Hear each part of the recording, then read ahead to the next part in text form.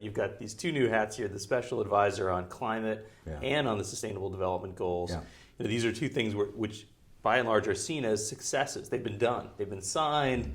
Now the hard part starts, and you've got this challenge representing the Secretary General to think about how do you actually drive these things forward. So where are we as you think about moving climate and the SDGs actually toward progress?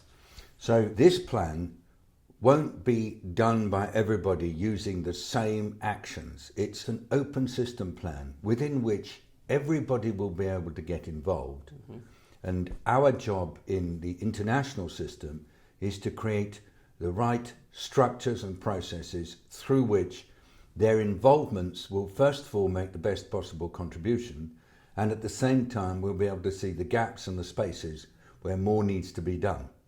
And so what's gap one? Well, it really is climate, because unless action on climate is prompt, effective, and involves all concerned, particularly those who emit a lot or those who are most affected already by climate change, then we'll have virtually no chance of achieving the Sustainable Development Goals. Right, there's a reason you've been given these two advisory roles for the Secretary General. Well, the Secretary General is on this kind of day by day by day, watching how not just the whole UN system is working on it, but the whole world is working.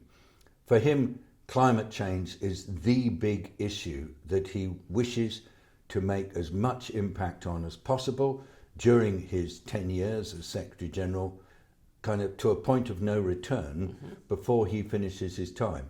And so what he said to me was, get good connections between the big agenda for sustainable development and climate, because that's the hinge, that's the articulation on which the future, not just of us and our generation, but 2, 3, 4 generations' time, on which that all depends. And how do you think we're doing in these early days of getting countries to take a look at these SDGs and actually start adopting them in the way they make their own plans, and to get nonprofits and foundations and others that you mentioned? This is an opportunity for everybody to get together on one plan.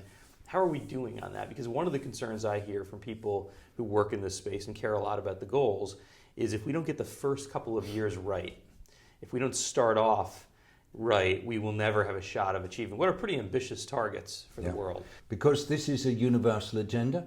It applies to countries that are wealthier as well as countries that are poor.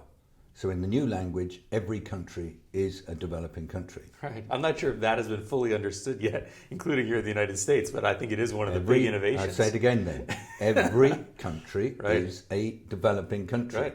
Every country has a responsibility for contributing towards sorting out climate.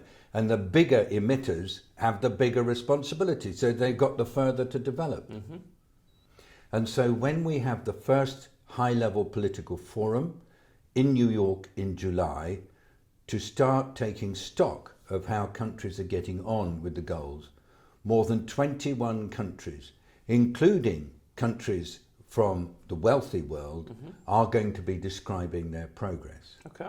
And they'll be talking about, firstly, how they take the goals and incorporate them into national governance.